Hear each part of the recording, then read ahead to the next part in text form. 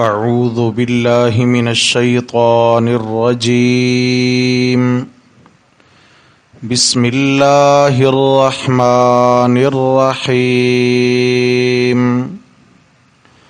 قل اعنبئکم بخیر من ذالکم للذین اتقوا عند ربهم جنات تجری من تحتها الانہار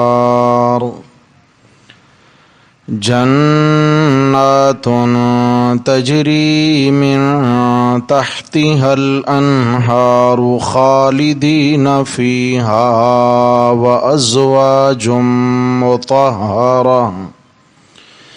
وأزواج مطهرة ورضوان من الله والله بصير بالعباد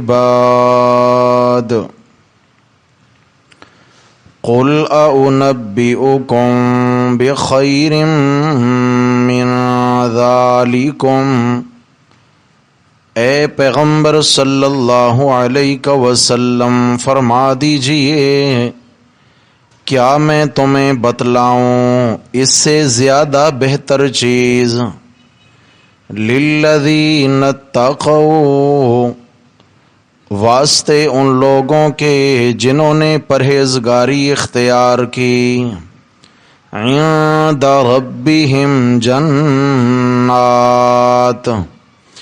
ان کے پروردگار کے پاس کئی بہشتیں ہیں، کئی باغات ہیں، تجری من تحتها الانہار کہ جاری ہیں ان کے نیچے کئی نہریں، خالدین فیہا وہ اس میں ہمیشہ رہا کریں گے، وَأَزْوَاجٌ مطہرہ اور پاکیزہ بیویاں ہوں گی، ورضوان من اللہ اور اللہ کی جانب سے رضامندی ہوگی، واللہ بصیر بالعباد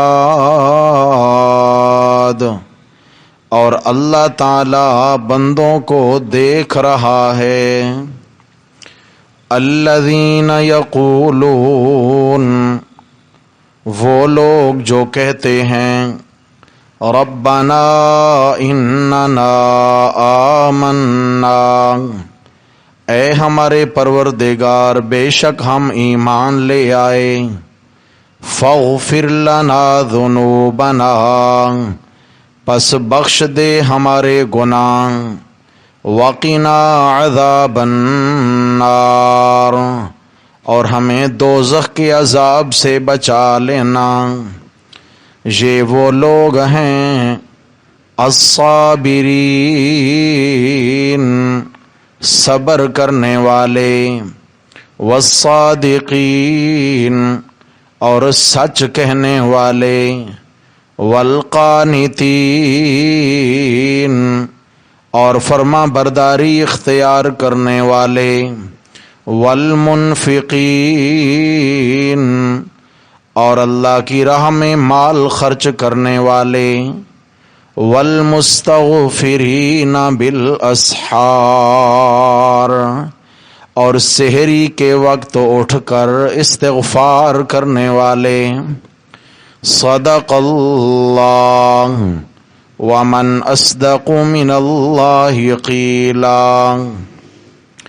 اللہم صل علی سیدنا و مولانا محمد وعلی آل سیدنا و مولانا محمد وبارک وسلم علیہ۔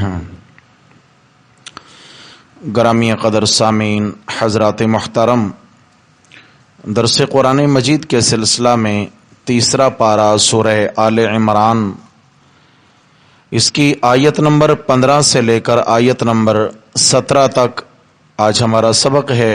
اللہ تبارک و تعالی ان آیات بینات کے اندر جتنے بھی انعامات کا ذکر ہے اللہ تعالی ہم سب کے نصیب و مقدر میں فرمائے۔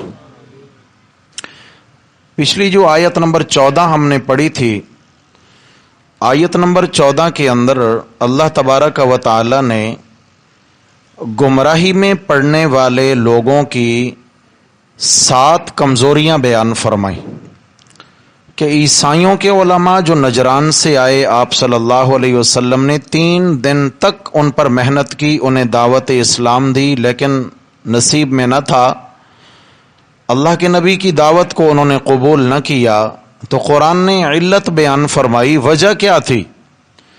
پڑھے لکھے لوگ تھے اور علم ہونے کے باوجود پھر کیوں گمراہی اختیار کر کے ہدایت کو ترک کر کے واپس چلے گئے؟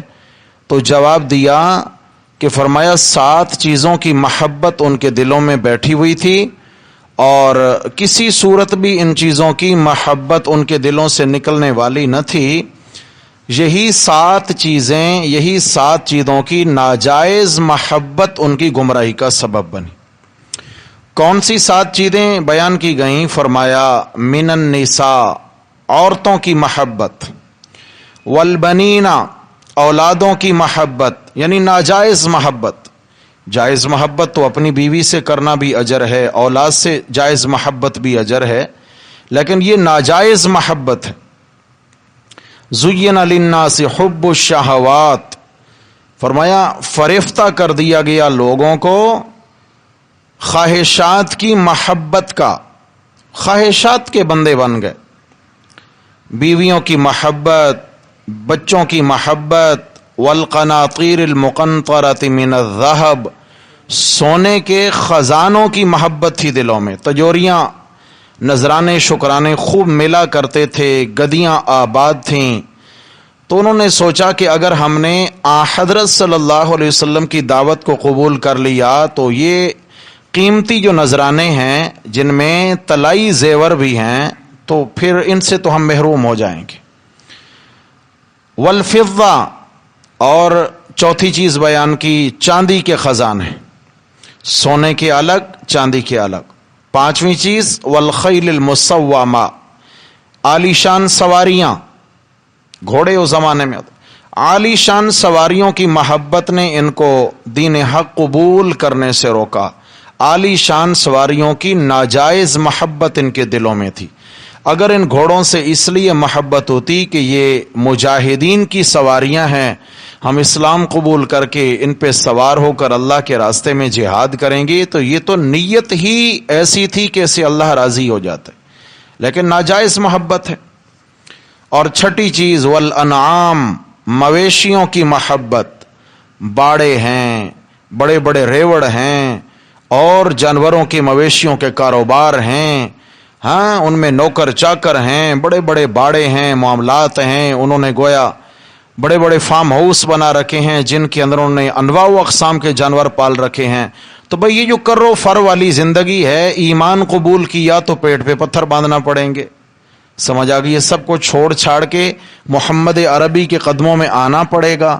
تو اس لیے سوچا کہ چھوڑو بھائی، یہ جو دنیا ہے یہ بڑی خوبصورت ہے، بڑی میٹھی ہے، اس کی مٹھاس اور خوبصورتی سے فائدہ اٹھاؤ۔ اور 7ویں چیز والحرث، کھیتیاں، لہلہاتی کھیتیوں کی محبت دل میں ہے۔ اب یہ جتنی چیزیں بیان ہوئی ہیں ان سے جائز درجے کی محبت تو کوئی گناہ نہ تھا، غلطی وہاں لگی جہاں ان کی ناجائز محبت، یعنی ایمان کے قبول کرنے کے لیے جب ان چیزوں کی محبت رکاوٹ بنی۔ ایمان کے مقابلے میں جب ان چیزوں کی محبت آ گئی تو یہ خواہشات کی تکمیل تھی اور خواہشات کی محبت تھی۔ میرے رب نے فرمایا تباہ ہو گئے۔ بس یہ 7 چیزوں کی محبت ایسی چیز ہے کہ یہ انسان کو اکثر اوقات دین سے بیگانہ کر دیتی ہے اور گمراہی کا سبب بن جاتی۔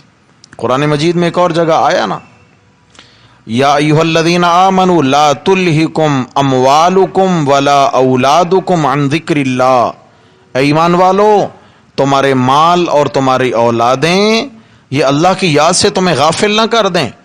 کہ مال کے پیچھے جو پڑا تو مال مال مال، کام کام، کاروبار کاروبار، بس کچھ اور دکھتا ہی نہیں ہے. دن بھی کام ہے، رات بھی کام ہے، کوئی اللہ کی یاد کی فکر نہیں ہے، کوئی اللہ کی بات کی فکر نہیں ہے. تو یہ کیا لا تلہکم، فرمائیے تمہاری ہلاکت ہے، یہ ہلاکت ہے. یہ اولاد اور یہ مال سبب کیا بنے؟ ہلاکت کا سبب بنا. ورنہ فی نفس ہی مال بھی برا نہیں اور اولاد بھی بری نہیں، مگر وہاں پہ خرابی واقع ہوئی جہاں اللہ کے اور آپ کے آڑے آ گئی اولاد، جہاں اللہ کے اور میرے آڑے آ گیا میرا مال، تو وہاں پہ کیا ہے؟ وہاں نقصان شروع ہو گیا میرے بھائی. اور ایک مقام پہ فرمایا کہ تمہاری اولادیں اور تمہاری بیویاں یہ تمہارے دشمن ہیں. اللہ، یہ کیا بات کر دی؟ قرآن میں ہے عدو لکم، یہ تمہارے دشمن. اس کا یہ مطلب نہیں ہے کہ تم بیوی اور بچوں پر ٹرسٹ نہ کرو، یہ مطلب نہیں ہے. اس کا مطلب ہے وہ بیوی، وہ اولاد جو دین کے راستے میں رکاوٹ بنے، وہ دشمن ہے. وہ اولادیں اور وہ بیویاں، وہ رشتہ دار، وہ دوست دار، وہ عزیز و اقارب جو دین کے معاملے میں رکاوٹ بنتے ہیں، وہ کیا ہیں بھائی؟ یقیناً دشمن ہے. دنیا کے اعتبار سے کوئی بندہ اگر آپ کو غلط مشورہ دے دے، ہاں جی، آپ اس سے مشورہ کریں، بھائی میں یہ کاروبار کرنا چاہتا ہوں، اس کا ذرا مجھے طریقہ بتائیں، وہ اس کا ایکسپرٹ ہو اور وہ آپ کو جان بوجھ کے غلط لائن پہ ڈال دے اور آپ کا لاکھوں کا نقصان ہو جائے. قریبی رشتہ دار بھی ہو، سگا بھائی بھی ہو، کبھی منہ لگائیں گے؟ بھائی میرا نقصان کرایا اس نے، خواہ مخواہ اس نے مجھے غلط مشورہ دے دیا. ارے میرے بھائی، جو دین کے اعتبار سے گمراہ کرنا شروع کر دے، جو دین میں رکاوٹ بننا شروع کر دے اور ہمیشہ ہمیشہ کے لیے جہنم کا ایندھن بنا دے اور ہمیشہ ہمیشہ کے لیے جنت جیسی نعمت سے محروم کرنے کا سبب بن جائے، تو کیا خیال ہے اس سے بڑا کوئی دشمن ہو سکتا ہے؟ کبھی بھی نہیں. تو اس لیے فرمایا تمہاری اولادیں اور بیویاں دشمن. ورنہ یہ مطلب نہیں ہے، ورنہ اللہ تبارک و تعالیٰ نے بیوی کو تو قرآن مقدس کے اندر فرمائے لیسکن الیہا، مرد کے لیے سب سے زیادہ سکون جو ہے وہ اللہ نے بیوی کے صحبت اور بیوی کے قرب میں رکھا ہے، بیوی کے پاس رکھا ہے، بیوی کی محفل میں، بیوی کے ساتھ. بیوی ہے زندگی میں اور تابع فرمان بیوی ہے، فرما بردار بیوی ہے. زندگی میں اگر ایسی عورت ہے جو نیکوکار ہے تو اس سے بڑا کیا سکون ہو سکتا ہے؟ اور اولادیں ہیں اگر وہ نیکوکار ہیں اور اللہ نے صاحب اولاد بنا دی اور اولاد کو نیک بھی بنا دیا، تو میرے بھائیو اس سے بڑا کوئی سکون کا سامان ہے کیا؟ اور یہی بیوی ہے جس نے ناک میں دم کر کے رکھا ہوا ہو، جینا دو بھر کر دیا ہو اور زندگی اجیرن کر دی ہو اور دین کے معاملے میں قدم قدم پہ رکاوٹیں ڈالنے والی ہو. یہی اولاد دین کے معاملے میں رکاوٹیں ڈالنے والی ہو، تو یاد رکھنا اس سے بڑا دشمن پھر کائنات میں اور کوئی نہیں. وجہ نہ نگل سکتے ہیں نہ اگل سکتے ہیں. رشتہ ایسا ہے کہ نہ نگلا جائے نہ تو ان سے آپ تعلق توڑ سکتے ہیں نہ جوڑ سکتے ہیں. جوڑتے ہیں تو دین گیا، توڑتے ہیں تو دنیا گئی، بے سکونی پیدا ہو گئی، ہر لحاظ سے گھر ٹوٹ گیا. تو اس لیے میرے بھائیو، دوستو، بزرگوں، اللہ تبارک و تعالی نے ان چیزوں کی ناجائز محبت سے منع کیا ہے، جائز محبت سے منع نہیں کیا ہے. جائز طریقے سے بھرپور تعلق رکھا جائے، بھرپور تعلق اس کا حکم ہے. پھر فرمایا کہ عیسائیوں کے 60 علماء تو ان چیزوں کی محبت میں دین حق سے محروم ہو گئے. میرے پیغمبر اب اپنی امت کو بتا دیجئے، آؤ ان 7 چیزوں کے مقابلے میں تمہیں وہ چیز نہ بتاؤں جو ان سے بدرجہ زیادہ بہتر ہے. کیوں؟ فرمایا قل اعنبئکم بخیر من ذالکم، فرما دیجئے میں تمہیں بتاؤں ایک ایسی چیز کے متعلق جو اس سے بدرجہ بہتر ہے.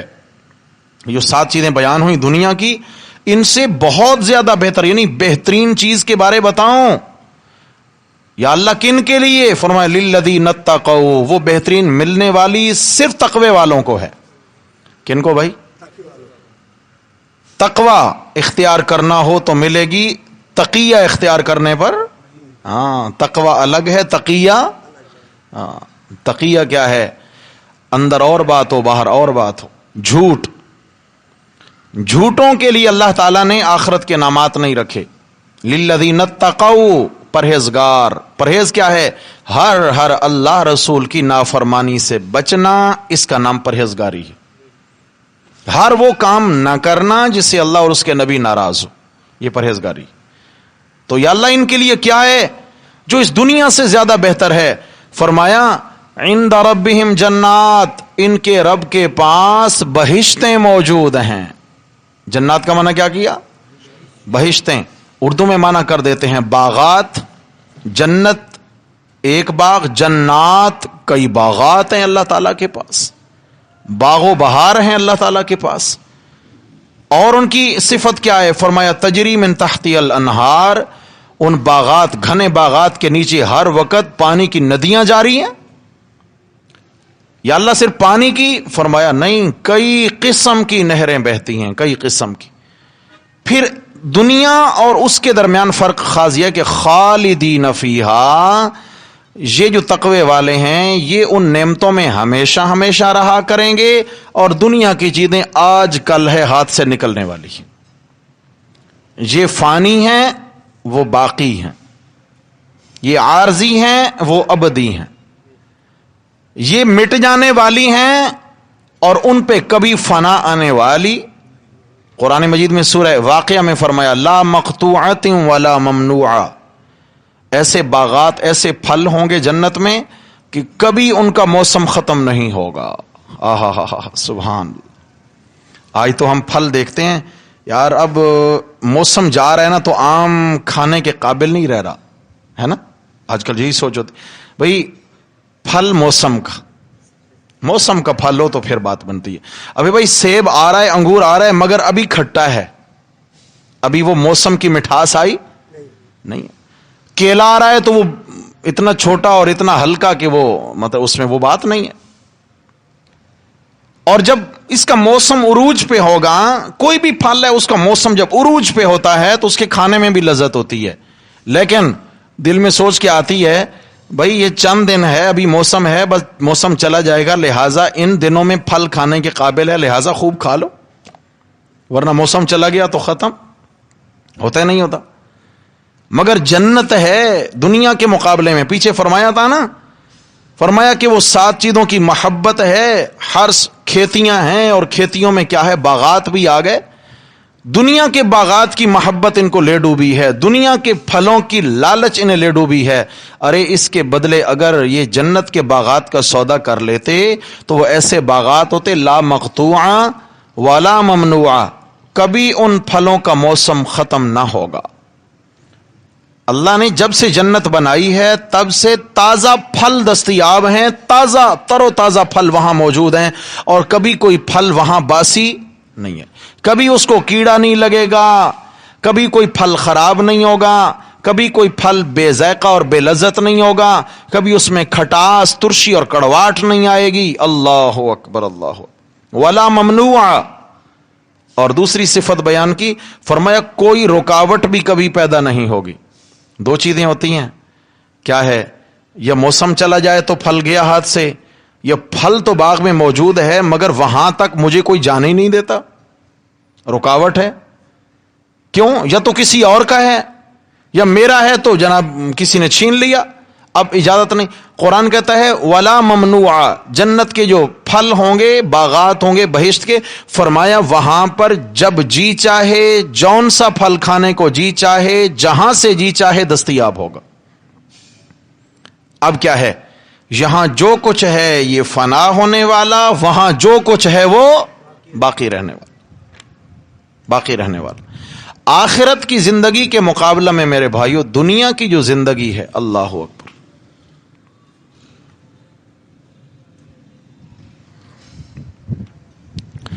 آخرت کی زندگی کے مقابلہ میں جو دنیا کی زندگی ہے، علماء نے لکھا کہ یہ ایسے ہے جیسے گھڑی پہ ہم ٹائم دیکھتے ہیں اور 2.5 منٹ کتنا ٹائم ہوتا ہے؟ 2 منٹ 30 سیکنڈ ہے کوئی ویلیو؟ ایک شخص اگر دنیا میں 70 سال 80 سال یا 100 سال گزار کے جا رہا ہے، آخرت کے مقابلے میں اس کا 100 سال ایسا ہے جیسے 2.5 منٹ. آخرت کے مقابلہ میں دنیا کی زندگی کیا ہے؟ فرمایا اس 2.5 منٹ کو بنانے کے لیے ہمیشہ کی زندگی کو دو پہ لگا دیا. یہاں حلال و حرام میں تمیز نہیں کر رہا, یہاں اخلاق میں بہتری نہیں لا رہا, یہاں اپنی نگاہ کے اندر پاکیزگی نہیں لا رہا, یہاں زبان میں پاکیزگی نہیں لا رہا, اخلاق و کردار پاکیزہ کیوں نہیں کر رہا؟ دنیا کی عارضی لذتوں کی چاہت ہے, کچھ نہیں اور عارضی لذتیں. میرے بھائیو, ان لذتوں کو ان قریب گھن لگ جائے گا, ختم. گھن سمجھتے ہیں؟ ختم, چاٹ کے ختم کر دے گا. چلیں, ایک شخص ہے, اس کی اگر 60 سال عمر ہے, میکسیمم اتنے ہی تقریباً جیتے ہیں, 60 65 70 بعض, اس کے بعد کہانی ختم. 60 سال ایک شخص کی زندگی ہے, تو پہلے 15 سال کیا ہوتے ہیں؟ وہ تو بچوں میں شمار ہوتا ہے.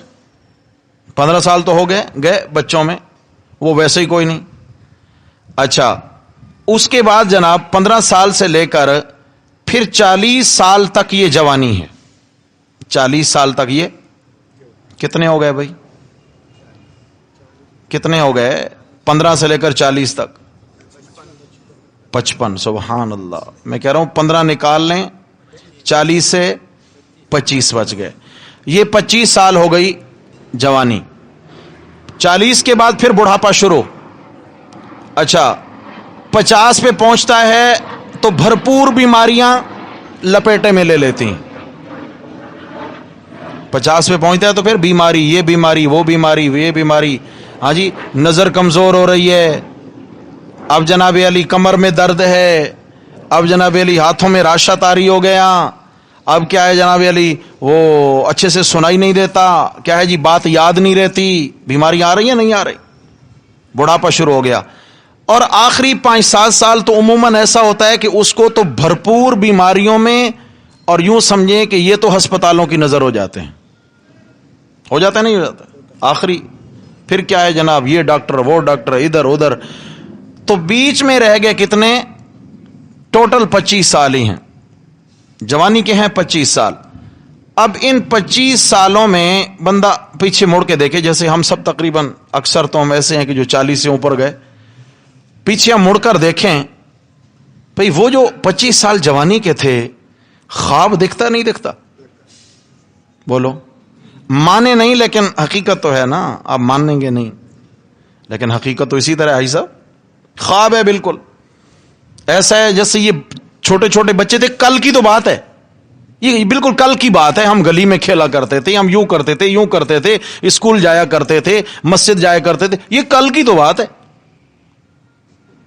کل ہم بچے تھے, بچپن سے 55 آ گیا. بچپن سے جو سوچ بچپن والی وہی سوچ 55 والی. 55 میں پھر وہی حالات لوٹ کے آ جاتے ہیں, وہی نقاہت, وہی کمزوری, اور وہی بچپنا, وہی چڑچڑاپن, وہی معاملات سارے وہی لوٹ کے آ گئے. کتنا انسان سوچ رہا ہے کہ یہ چند سالوں کے عارضی نفع کے لیے, عارضی لذت کے لیے ہمیشہ کی آخرت کو دو پہ لگا دیتا ہے بندہ. اللہ ہم سب کی حفاظت فرمائے.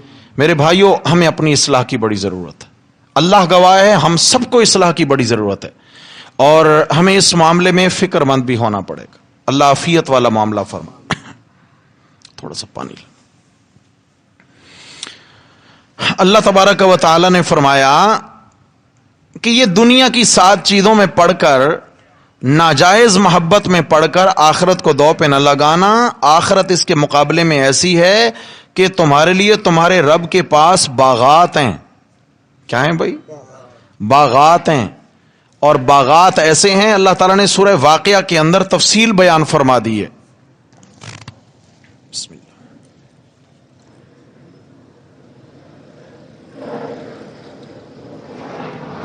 جزاک اللہ.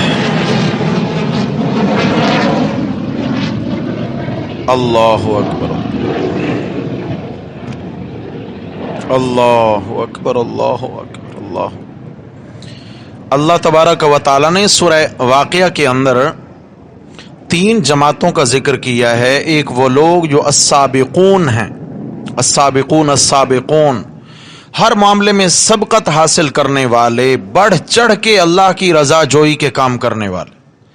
اور دوسرے اصحاب الیمین ہیں، جن کو وہ بھی نیکوکار ہیں مگر سیکنڈ ڈویژن ہے، نام اعمال ان کو بھی سیدھے ہاتھ میں ملے گا. ایک بد نصیب اصحاب الشمال ہیں، جن کو نام اعمال الٹے ہاتھ میں ملنے والا ہے، اور انہوں نے اپنی دنیا کی خاطر آخرت کو داؤ پہ لگایا ہے. اور جو سابقون ہیں یعنی اولین مومنین ہیں، اور اسی طریقہ سے جو ہے نا سیکنڈ ڈویژن کے مومنین ہیں یعنی اصحاب الیمین ہیں، جن کو نام اعمال سیدھے ہاتھ میں ملے گا. اللہ ان سے بھی راضی، اللہ ان سے بھی راضی. تو ملنے والا کیا ہے ان کو؟ میرے رب نے فرمایا فی جنات النعیم، یہ آرام کے باغوں میں رہا کریں گے. کون سے باغ؟ نعیم، آرام کے باغات میں رہا کریں گے، آرام کے باغات. ثلۃ من الاولین وقلیل من الآخرین علی سرر موضونہ، ایسے پلنگوں پر یہ بیٹھا کریں گے کہ پلنگ موزونہ، ایک ترتیب سے لگے ہوئے ہوں گے، ایک ترتیب سے پلنگ لگے ہوئے ہوں گے. اور وہ کوئی لکڑی لوہے کے بنے ہوئے نہیں ہوں گے، سونے چاندی کے بنے ہوئے ہوں گے. کس کے بھائی؟ اللہ اکبر، اللہ اکبر.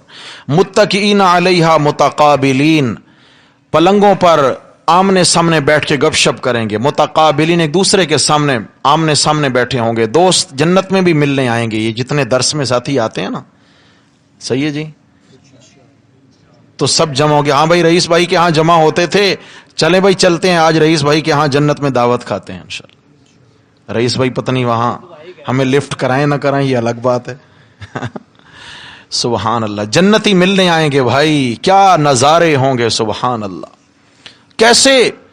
ایک جنتی کی جنت تو اس دنیا سے 10 گنا بڑی ہوگی، دوسرا پتہ نہیں کہاں ہوگا، تیسرا پتہ نہیں کہاں ہوگا.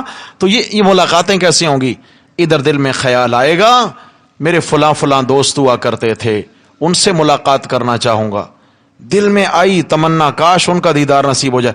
این اسی وقت اللہ ان کے بھی دل میں یہی تمنا ڈال دیں گے. ایسا نہیں ہے یہ چاہ رہا ہے وہ نہیں چاہ رہے تو کیسے ملاقات؟ این اسی وقت اللہ ان کے دل میں بھی یہ تمنا ڈال دیں گے. اور جن سونے کے پلنگوں اور تختوں پہ بیٹھے ہوں گے، وہ تخت یوں ہی فضا میں بلند ہونا شروع ہو جائیں گے، یوں، اور فضا میں بلند ہوتے ہوتے ہوتے آمنے سامنے آ کے یوں آپس میں مل جائیں گے. آمنے سامنے بیٹھے ہیں، اٹھیں گے، ملیں گے ایک دوسرے کو، اور وہاں گپ شپ ہوگی. اور قرآن مجید بتاتا ہے، احادیث میں آتا ہے کہ دنیا کے نظارے یاد کریں گے وہاں بیٹھ کر. ہم یوں جمع ہوتے تھے اللہ کے دین کے لیے، ہم یوں دین کی بات سنا کرتے تھے، یوں دین کا کام کیا کرتے تھے، یہ معاملہ تھا، یہ معاملہ، ہمیں یوں اللہ کے دین کے لیے ستایا گیا، ہم نے یوں صبر کیا. اس پر آخر میں اللہ کا شکر بجا لائیں گے. الحمدللہ الذی ہدانا لہذا وما کننا لنہتدی لولا ان ہدانا اللہ. شکر ہے اس اللہ کا جس نے ہمیں ہدایت دے دی، ورنہ یہ ہدایت ہمارے اپنے بس میں نہ تھی. یہ وہاں اللہ کا شکر بجا لائیں گے.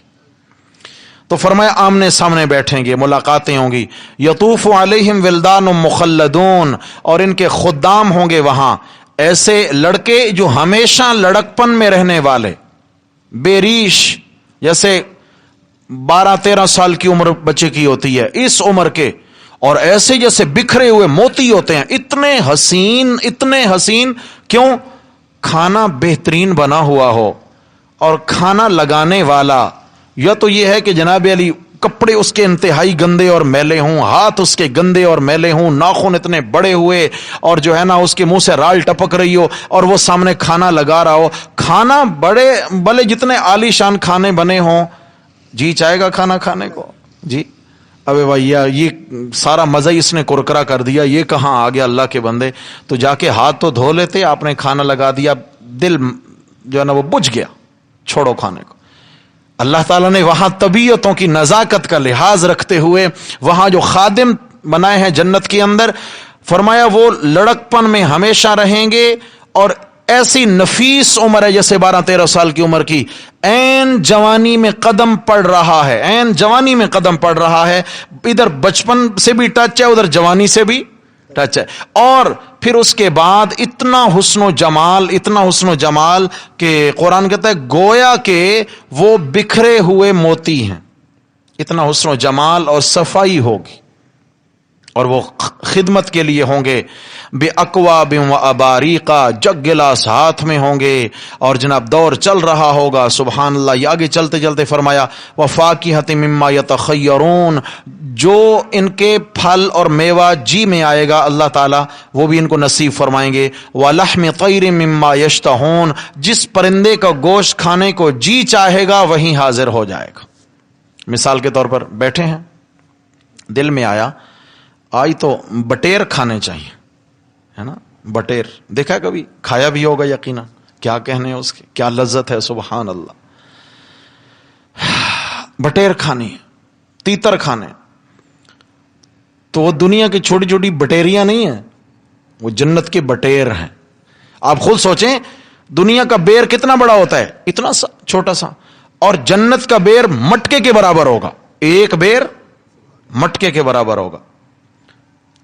تو جنت کے پرندے بھی تو بھائی اسی طرح پھر اسی جسامت کے اعتبار سے ہوں گے نا.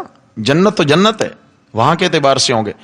تو بیٹھے ہیں، جی میں آیا کہ فلاں پرندے کا گوشت کھاؤں، تلا بھنا ہوا اور بہترین خوش ذائقہ گوشت. وہ اڑتا ہوا پرندہ آئے گا، اس کے سامنے آ کے بیٹھ جائے گا، اور بدن پہ کوئی پر ور نہیں ہے، کوئی پر نہیں ہے. کیوں کہ اب یہ ایک الگ تکلف ہو جاتا، تکلیف ہوتی. اور آ کے بیٹھے گا اور اس کا بس گوشت ہی ہے، اس کے ہڈیوں سے گوشت اتار اتار کے کھاتا جائے گا، ہڈیاں سائڈ پہ رکھتا جائے گا. جب فارغ ہوگا وہ ہڈیاں دوبارہ آپس میں جوڑ کے وہی پرندہ زندہ ہو کے اڑ جائے گا، کیونکہ جنت میں موت نہیں ہے. دعا تو کریں اللہ ہم سب کو نصیب فرما دے. اعمال کوئی نہیں ہے، بس اللہ تعالیٰ کرم فرما دیں، اللہ اپنے فضل سے نصیب فرما دیں.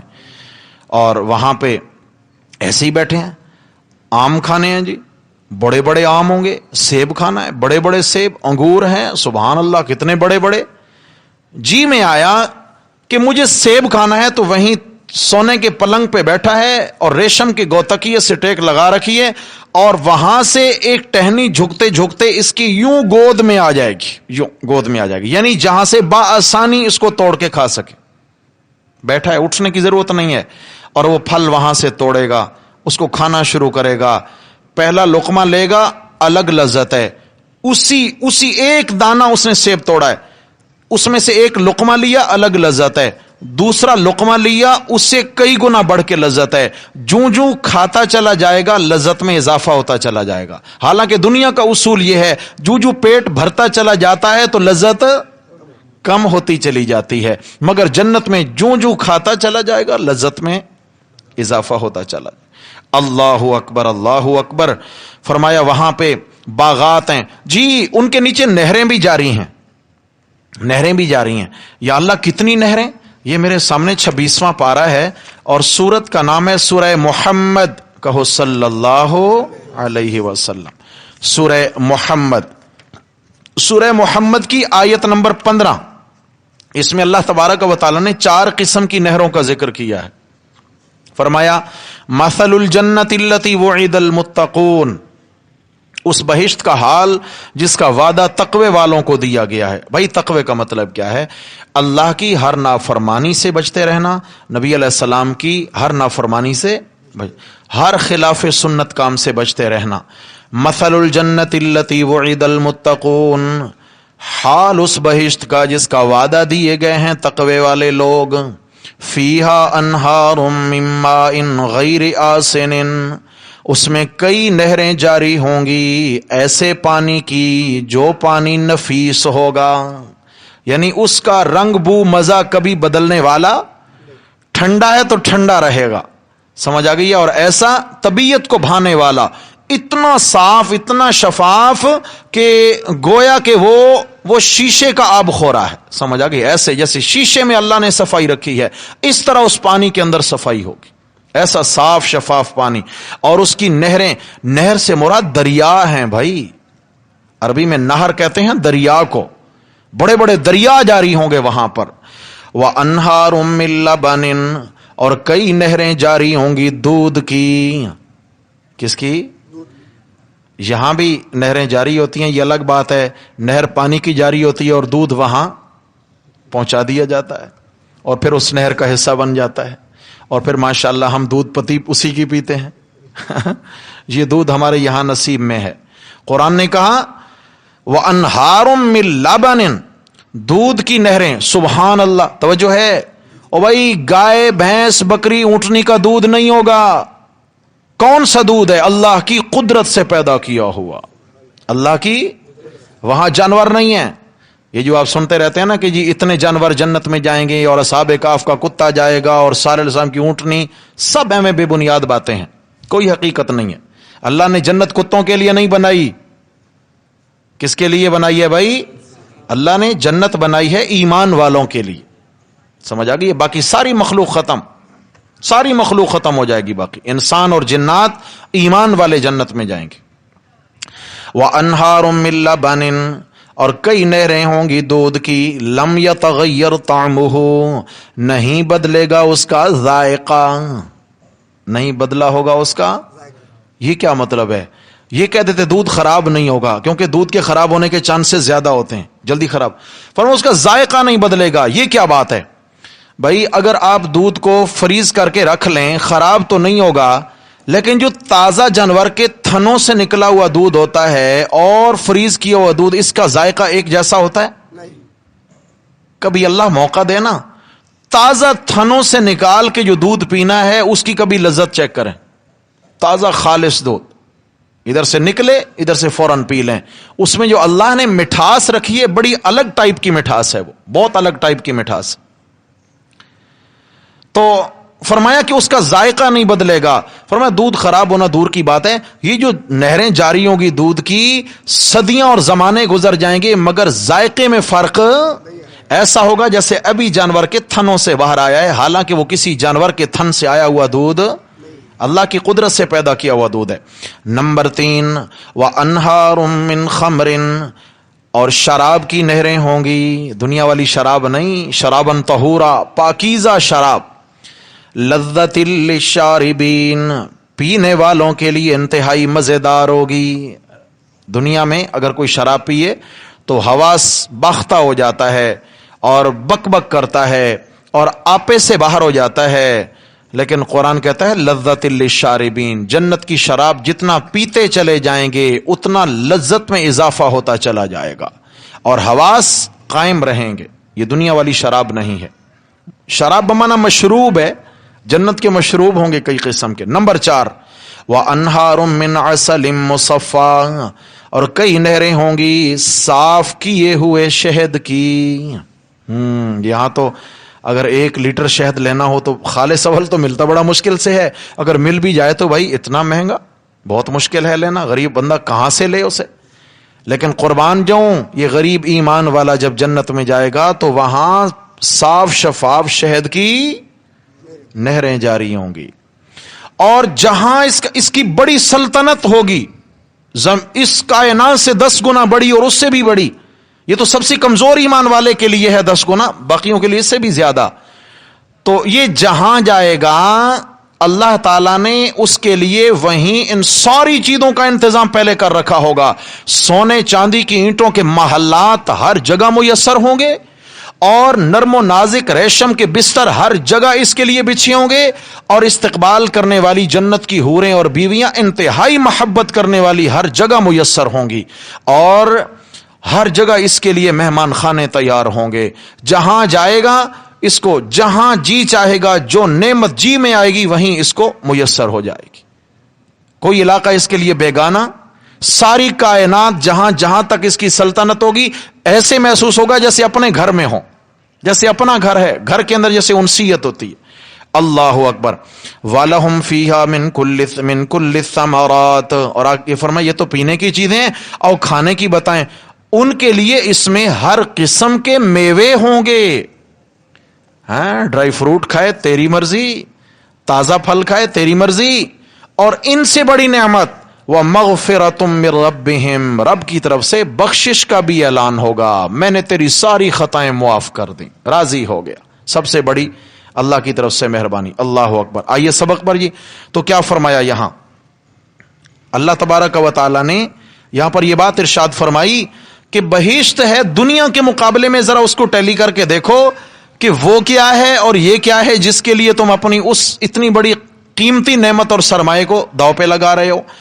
وَأَزْوَاجٌ مُطَہَّرَةٌ. اچھا یہ ساری چیزیں مل جائیں گی، یا اللہ یہ بتائیں کہ یہ کتنے دنوں کے لیے ملیں گی، کتنے دن وہاں رہنا نصیب ہوگا؟ فرمایا خالدین فیہا، ہمیشہ ہمیشہ رہا کریں گے، کبھی دیس نکالا نہیں ملے گا، جو چلا گیا وہاں وہ اس کو وہاں سے نہیں نکالا جائے گا. سبحان اللہ سبحان اللہ. رشتہ داروں سے بھی ملاقاتیں ہوں گی، اور اگر یہ چاہیں گے تو اللہ سے دعا کریں گے، اللہ تعالیٰ والدین اور اولاد کو بھی ایک جگہ جمع فرما دیں گے.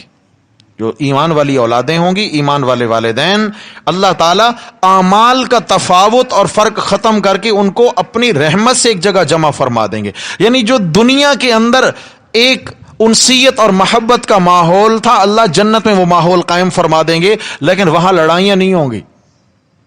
وہاں لڑائیاں سمجھا گئی نا، وہاں نفرتیں نہیں ہوں گی بھائی.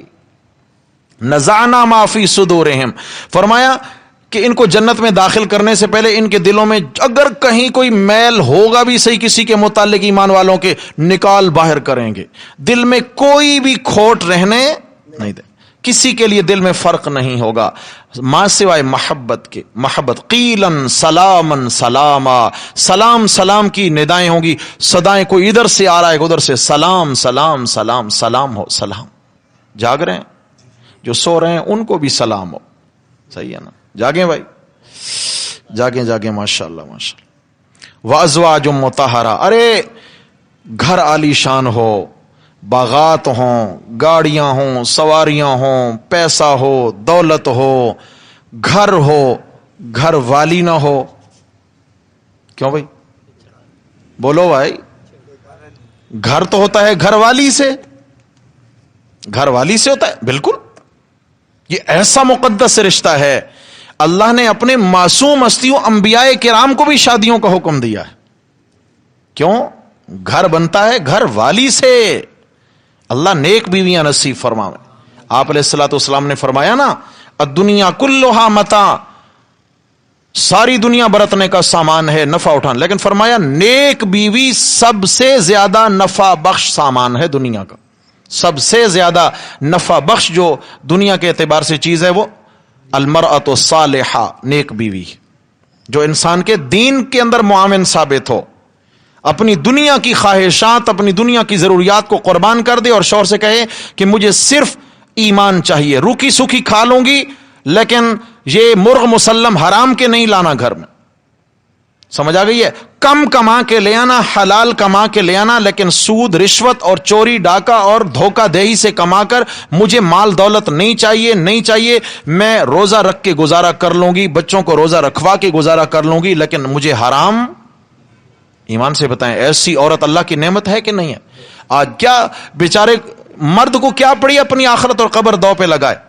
وہ کیوں کرتا ہے؟ بیوی کے شاہ خرچیاں ہیں وہ پوری نہیں ہوتی ہیں، اس کے میک اپ کے خرچے اتنا زیادہ ہیں وہ پورے نہیں ہوتے ہیں، وہ ہزاروں کے نیچے سوٹ پہ ہاتھ نہیں رکھتی ہے، اس کے خرچے پورے نہیں ہوتے ہیں. میں جاؤں تو کہاں جاؤں، اس لیے مجھے رشوت لینا پڑتی ہے، مجھے سودی کام کرنا پڑتا ہے، مجھے غلط کام کرنا پڑتے ہیں.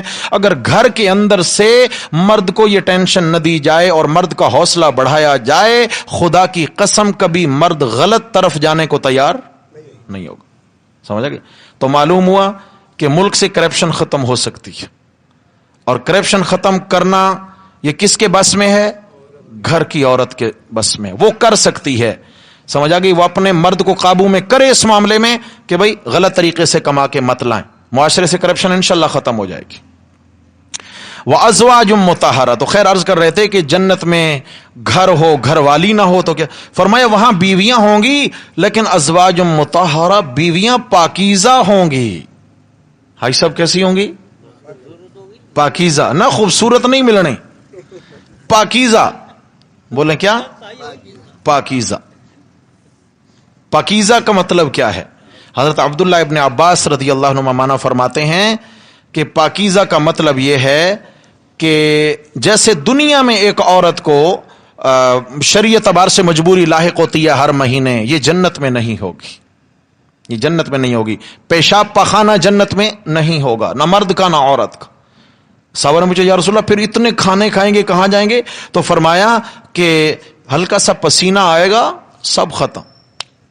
ہلکا سا پسینہ آئے گا سب، اور پسینے بھی خوشبودار ہوں گے، دنیا کی طرح بدبودار پسینے نہیں ہوں گے، پاکیزہ عورتیں ہوں گی، اخلاق بھی پاکیزہ، کردار بھی پاکیزہ، بدن بھی پاکیزہ. سمجھ آ گئی ہے؟ نہ نزلہ زکام ہوگا، نہ منہ میں تھوک آئے گی، نہ اس طریقے سے کوئی اور بدن کے اندر سے کوئی فاسد مادے اور ریشے، کچھ بھی نہیں. پاکیزہ ترین ہر لحاظ سے، بالکل پاکیزہ. لباس تک میلا نہیں ہوگا جنت. اور ایک عورت کا حسن و جمال، آپ علیہ السلام نے فرمایا کہ جنتی عورت اگر صرف اپنے ہاتھ کی انگلی کا پورا یوں آسمان سے نیچے دکھا دے تو اتنا زیادہ اس کی چمک اور حسن ہے اس میں کہ سورج کی روشنی اس کے مقابلے میں ختم ہو جائے، اور اسی کی چمک سے جہان جگمگا اٹھے. اور جنت کی عورت اگر اپنا لعاب کڑوے سمندر میں ڈال دے تو کڑوا سمندر شہد سے زیادہ میٹھا ہو جائے. کیا اخلاق ہوں گے یار، سبحان اللہ. اور آپ شوہر سے محبت، فرمایا کہ ایک عورت نے 70 لباس اوپر تلے ریشم کے لباس پہن رکھے ہوں گے، 70 لباس خوبصورت ترین، اور زیورات سے لدی ہوگی، حسن و جمال. اور شوہر کو ان 70 لباسوں کے اندر سے اپنی بیوی کا بدن دکھے گا. یاد رکھنا، جوائنٹ فیملی سسٹم نہیں ہوگا وہاں، جو یہاں پہ مصیبتیں ہیں یہ نہیں ہوگا. میاں بیوی ہوں گے، کوئی وہاں غیر محرم نہیں ہے. شوہر کو اپنی بیوی کا اتنے لباسوں میں سے بدن دکھے گا، اور بدن کے اندر اس کا دل نظر آئے گا، دل کے اندر اپنی محبت نظر آئے گی.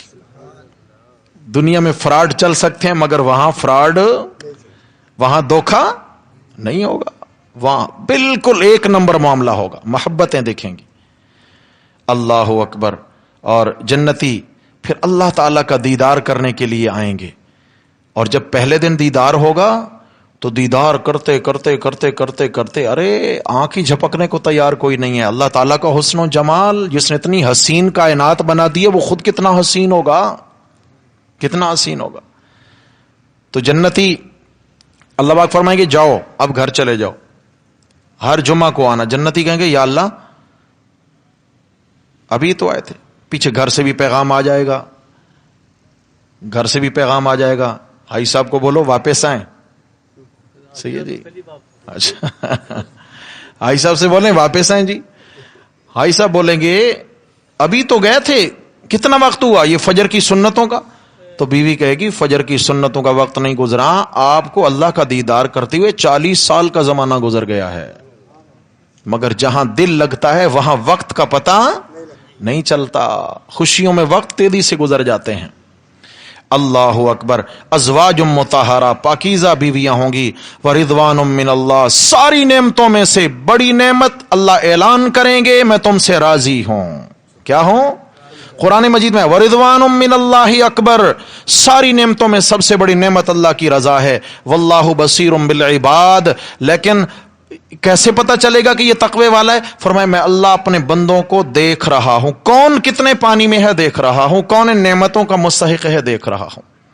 الذین، فرمایا ان کی نشانی یہ ہے، الذین یقولون، جو یوں دعا مانگتے رہتے ہیں، ربنا اننا آمنا، اے ہمارے رب ہم ایمان لے آئے، شرک کفر بدعات رسومات سے ہمارا کوئی تعلق نہیں، اننا آمنا، ہم ایمان لائے، فاغفر لنا ذنوبنا، بخش دے ہمارے گناہ، ہمارے سارے گناہ معاف فرما دے، ایمان لا چکے ہیں. معلوم ہوا کہ مغفرت کے لیے ایمان ہی کافی ہے. مغفرت کے لیے، یہ فیضان بھائی کو جگا دیں، مغفرت کے لیے ایمان ہی کا. اوپر جو اعمال ہیں نا، اعمال یہ تو مزید رنگ چڑھے گا، اعمال کے ذریعے تو مزید رنگ چڑھے گا انشاءاللہ. مومن بالآخر اس کی بخشش ہو کر اس کو جنت میں داخل کیا جائے گا. اس لیے عرض کیا کہ مغفرت کا سبب ایمان ہے. رائی کے دانہ برابر بھی دل میں ایمان ہوگا، ضرور ایک نہ ایک دن جنت میں داخلہ نصیب ہو جائے گا انشاءاللہ. لیکن شرط ہے میرے بھائیو، ایمان کیا ہے؟ شرک، کفر، بدعات، منافقت، ان چیزوں سے اپنے دل کو محفوظ رکھیں، ان چیزوں سے تعلق نہ ہو. وقنا عذاب النار، اے ہمارے رب ہمیں دوزخ کے عذاب سے بچا لے، یہ دعا مانگتے ہیں. پھر ان کی نشانی یہ ہے دنیا میں، الصابرین، اللہ کی توحید کے بیان کی وجہ سے، دین پر عمل کرنے کے بدلے میں ان پر بڑی مشکلات آتی تھیں. کبھی برادری والے خفا، کبھی رشتہ دار ناراض ہو گئے، کبھی تعلق ختم کر دیا، کبھی جو ہے نا مار پیٹ ہو گئی، کبھی کسی نے عزت اچھال دی، کسی نے گالم گلوچ کر دی. بہت زیادہ ستایا جاتا ہے دین والوں کو دین کی وجہ سے. تو فرمائے ان کا کام کیا تھا؟ الصابرین، کیا کرتے تھے؟ صبر صبر صبر صبر، استقامت رکھی ایمان پر. والصادقین، اور دوغلی پالیسی نہیں ہوتی تھی، ہمیشہ سچ بولا کرتے تھے. کیا کرتے تھے؟ سچ کہنا، سچ بولنا، سچ کا ساتھ دینا. نمبر 3 والقانتین، ہمیشہ اللہ کے فرما بردار رہا کرتے تھے. کوئی بھی کام کرتے پوچھ پوچھ کے، میرے اس معاملے میں میرے اللہ کا کیا حکم ہے، میرے نبی کا کیا طریقہ ہے. والقانتین، فرما بردار. والمنفقین، اللہ نے مال دیا تو اللہ کے دین کی ترویج کے لیے خوب خرچ کرنے والے. اللہ نے مال دیا، یہ نعمتیں ان کو ملنے والی ہیں. پیچھے اشارہ، جتنی نعمتیں بیان ہوئیں، فرمایا اپنا مال اللہ کی راہ میں خرچ کیا کرتے تھے. والمستغفرین بالاسحار، ارے یہ تو بڑے کمال کے کام ہیں، یہ کرنے کے بعد تو بندے کا سینہ چوڑا ہو جاتا ہے. ہاں جی، میں جناب حاجی ہوں، میں ہر سال عمرہ کے لیے جاتا ہوں، میں حافظ ہوں، میں قاری ہوں، میں عالم ہوں، میں تہجد گزار ہوں، میں نمازی ہوں، میں یہ ہوں، میں وہ ہوں، یہ تو انسان کا سینہ بہت چوڑا ہو جاتا ہے. فرمایا نہیں، یہ سارے اعمال بجا لینے کے بعد والمستغفرین بالاسحار، ان کو سحری کے وقت دیکھو تو اللہ کے حضور روتے نظر آئیں گے. یا اللہ معاف کر دینا، استغفار کرتے ہیں، معاف کر دینا، ہم حق ادا نہ کر پائے، کمی رہ گئی ہو تو میرے اللہ ہمیں معاف فرما دینا. والمستغفرین بالاسحار، اس لفظ سے یہ بھی اشارہ ہو رہا ہے کہ سحری کا وقت انتہائی اللہ کی رحمت کی توجہ کا وقت ہے، اور سحری کے وقت کی ہوئی دعائیں اللہ کے ہاں مقبول ہوتی ہیں. اس لیے سحری کے وقت میں اٹھ کر دعائیں مانگیں. اگلی آیات میں پھر اسی حوالے سے بات آ بھی رہی ہے انشاءاللہ تعالی. دعا ہے اللہ تبارک و تعالی ہم سب کو دنیا کے فتنوں سے بچا کر آخرت کی نعمت اور کامیابیوں سے مالا مال فرما دیں. دعا کریں ایک دوسرے کے لیے انشاءاللہ. میرے بھائیوں، اپنے لیے بھی مانگنا ہے اور اپنے سارے صاحب ایمان بھائیوں بہنوں کے لیے دنیا و آخرت کی کامیابیاں اور دنیا و آخرت کی عزتیں اللہ سے مانگنی ہیں. سب کچھ کس کے اختیار میں ہے؟ اللہ دینے والا. اللہ تعالی ہم سب کے حامی و ناصر ہوں. اقول قولی ھذا استغفر اللہ.